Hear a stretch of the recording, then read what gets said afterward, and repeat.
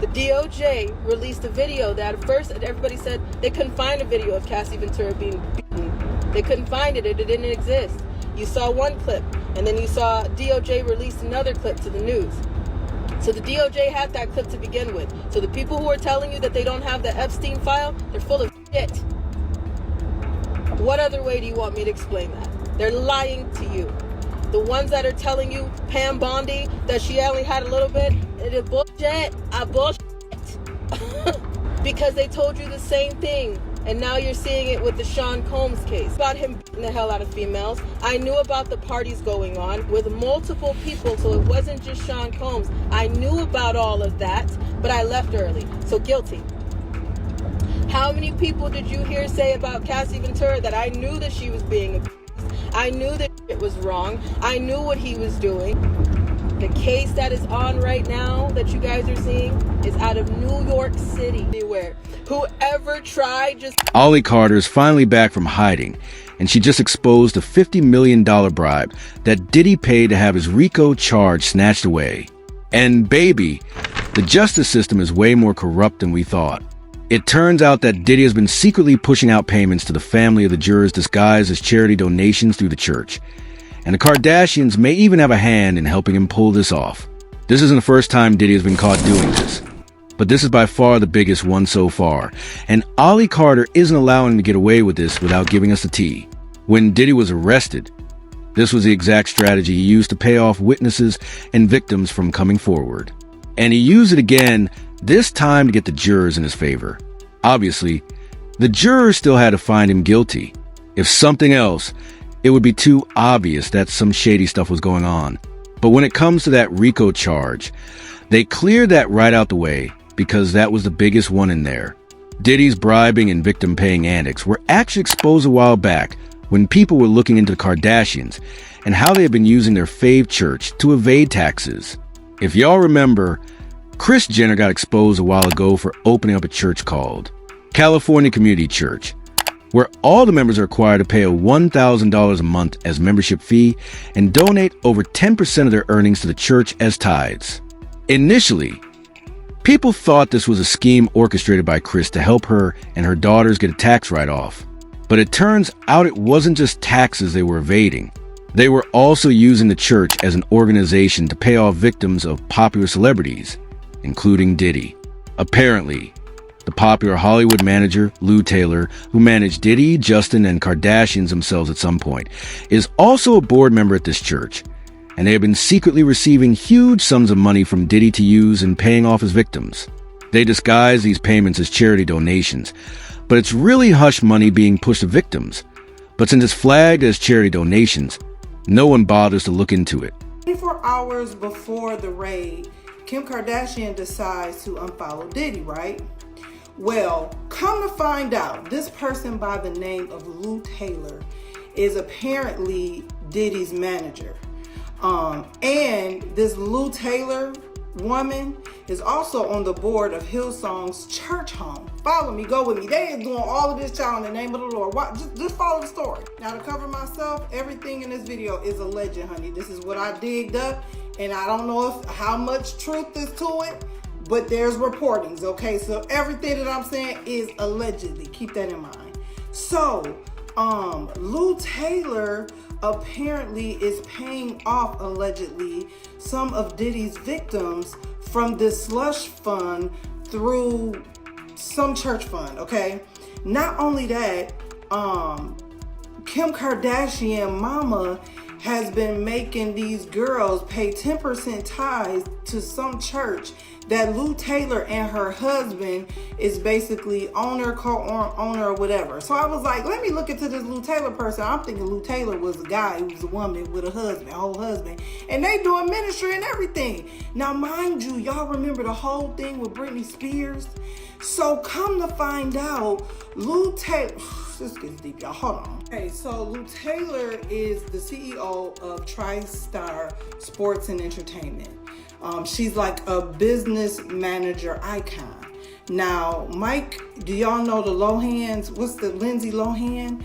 So she apparently, allegedly, she has been behind most of these stars' conservatorship situations, especially Britney Spears. So before we talk about Britney, Mike Lohan, which is the Lohan girl, Lindsay Lohan's daddy, accused Lou Taylor and the mama Dina Lohan for trying to put Lindsay Lohan in a conservatorship concerning her money. Also, allegedly, there's a lawsuit from 2021 with Astroworld tragedy, and she's being sued for employment discrimination. This is what this Lou lady is. Now, Lou Associates maintain intense control also over Britney Spears' life and money.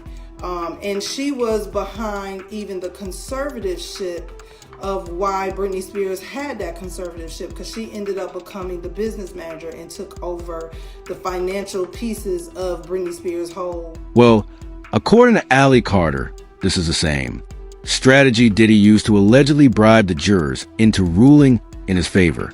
But she didn't stop there. She also slammed the prosecutors for never once bringing up the children that Diddy allegedly touched. Allies said she was almost added to the witnesses to testify.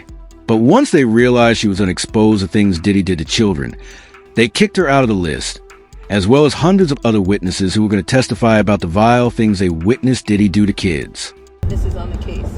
And I don't know if they even got through all of those witnesses, but Maureen Comey is the prosecutor of this case, on this case in New York City. And she never asked about the children. And, you know, there's so many people who wanted me to be a witness on. She also went off on people like Lil Bussy and Funk Flex who have been harassing Cassie and telling her to stop coming for Diddy because he has kids who defend him, but forget the fact that he touched on other people when they were also kids. Allies said she was just 15 when Diddy S.A.'d her in his mansion in L.A., and Cassie was also just 19 when he started courting her. They were also kids, but no one cared about what he did to them. But now they expect folks to care about the mental health of his kids once it's time for their father to be held accountable. Side of pedophiles, they keep calling Sean Combs' children, his twin daughter and his other daughter, You with me still? Yes? Okay. They keep calling them kids. The twins and the daughters kids. They don't need to be in the case because they're kids. Cassie Ventura was not called a child. Everybody tore that woman apart because they saw a pregnant grown woman sitting on that trial telling her story that everybody covered up as she was 19 years old. People are addressing Sean Combs' kids as kids, but they won't address Cassie as a kid when this happened to her. Do you understand what I'm saying? I was 15 years old when I had dealings with Sean Combs. She was 19. You get me? Okay?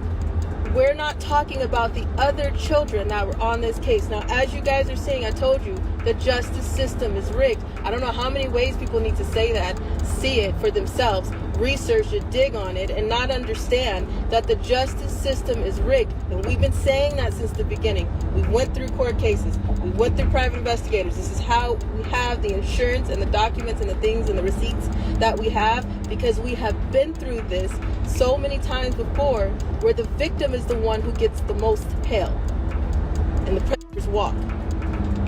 The amount of people that you've seen, I want you to stop and think about how many people were enabling. Ally accused the prosecutors of helping Diddy get off on those charges.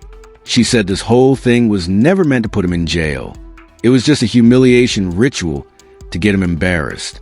And once they got that out the way, they are never covering things up to help him get off. She even brought up feds knew about Diddy shenanigans all the way back in the 2000s, but watched them continue doing it till Cassie filed her lawsuit. Her lawsuit made them look bad because people were wondering how all this could be going on without them ever knowing about it. They simply went after Diddy to cover up their own corruption. She also brought up how multiple people knew what Diddy was getting up to, but kept their mouths shut about it because they were getting paid. All the way from the hotel staff who cleaned up the rooms after free calls to the hotel managers themselves erasing CCTV footages to bodyguards getting paid to blow up cars and kidnap people to even the DA initially trying to deny Diddy's illegal activities till the lawsuits starting flying in the masses. So many people had many chances to stop him, but all just sat by and watched because they were getting paid. Video that at first everybody said they couldn't find a video of Cassie Ventura being. They couldn't find it. It didn't exist. You saw one clip, and then you saw DOJ released another clip to the news. So the DOJ had that clip to begin with. So the people who are telling you that they don't have the Epstein file, they're full of shit. What other way do you want me to explain that? They're lying to you. The ones that are telling you, Pam Bondi, that she only had a little bit, it is bullshit. Bullshit. Because they told you the same thing, and now you're seeing it with the Sean Combs case. They told you they just had a little bit of a video, and then it got released. That's on the DOJ. They lied to you. They told you that nothing happened, that this man, Sean Combs, was just this rap mogul that everybody loved. No, he couldn't have hurt nobody. He couldn't have did anything. And then all this stuff came out. Well, he did that. But yeah, he couldn't have did anything else. And then something else came out. Okay, well, maybe he did that too. But he couldn't have did anything else. And then something else comes out. How many people did you hear say, I left the party early? I knew about the abuse. I knew about children being there. I knew about him the hell out of females. I knew about the parties going on with multiple people, so it wasn't just Sean Combs. I knew about all of that, but I left early, so guilty. How many people did you hear say about Cassie Ventura that I knew that she was being abused? I knew that she was wrong. I knew what he was doing, but I'm just now speaking about it. Guilty. Coward. How many maids did it take to clean up a penthouse suite? Know that there was blood and glass everywhere, but they kept their mouth shut because they got paid. Guilty. So we're not talking, let's go back down to the bottom. The hotel manager that you guys never seen his face at first of this hotel, he heard the beat. He heard the screaming. He knew what was going on. He knew that Sean Combs was in there. He knew that he had other girls with him. He knew what was going on. He had the footage. He talked to the security. That hotel manager is who took that footage from the security and said, okay, hand me some money or help me be quiet. I'm going to shut the hell up. You did not hear anything from that hotel manager until now. But they told you, that hotel manager, if you would have went back then, they would have told you, no, we don't know anything. Cover up. Guilty. The security that were on shift that night, that knew about this footage, that knew he dragged her down the hallway, that knew he kicked her in the back and all over the place. The hotel security that knew about that, they looked away. They got paid off. Guilty.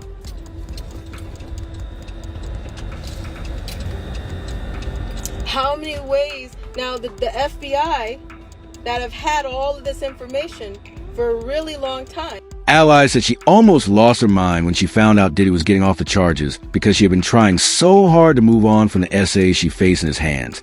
But she was sucked back into this mess once this case started gaining traction. She literally broke down and started crying. Y'all. Literally broke down and started crying. Y'all. Going anywhere. Whoever tried just got painted a target on it. And whoever lied was exposed. I am grateful for the amount of people. I wanted to give a damn about somebody saying they love me just because they love me. I didn't want anybody because they wanted me or my body or what they could do to me. I'm nobody's puppet. I'm nobody's toy. I'm nobody's punching bag anymore. And that's all I ever fucking wanted. Do you hear me? I have held my shit in. I've been a vault. I don't usually get upset. I try to just keep that shit going because what can I do? Now, anyone who's been following Ally knows she's very passionate about the kids. So this entire case is very triggering for her. Not only because Diddy still gets to be free, but also because these children are not going to get justice. Not too long ago, she was talking about some of the kids being stolen and used as a sacrifice by these celebrities so they can stay young forever. She said these poor kids were kept in metal chains and used for satanic rituals. Ally didn't specify where exactly these rituals were happening, but she said she witnessed all these things herself while working in the industry, and most of these kids didn't make it out alive. And the few ones who did definitely didn't come out the same as before.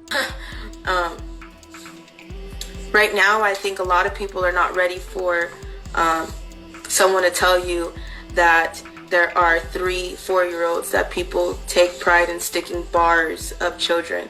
I don't think people are going to be able to stomach the fact that people tie 2, 3, 4, 5-year-old children to horse stables and have horses and dogs raise them, and then they get off on that. I don't think people are going to be able to stomach the fact that people hang children upside down in satanic ritual abuse meetings, and they literally hang them. Literally, by metal prongs, they hang them to get blood dripping out of them, and people go up under and like you're under a rainfall to take their blood. There are situations that I don't think people are ready for. We're not touching the seriousness of trafficking. Like, the videos that I've made, the videos that I've started to make, this is not even touching. This is the gist of it, and I think so many people are quick to raise a sign and say adrenochrome, but you don't know what it means, and you don't know why it's such a thing, why it's such a strong thing in trafficking, and what makes it so strong. What, you know that they're drinking children's blood, but you don't know what they're doing to those children to make their blood strong enough to cause something to flip your system in order to keep you in the fountain of youth.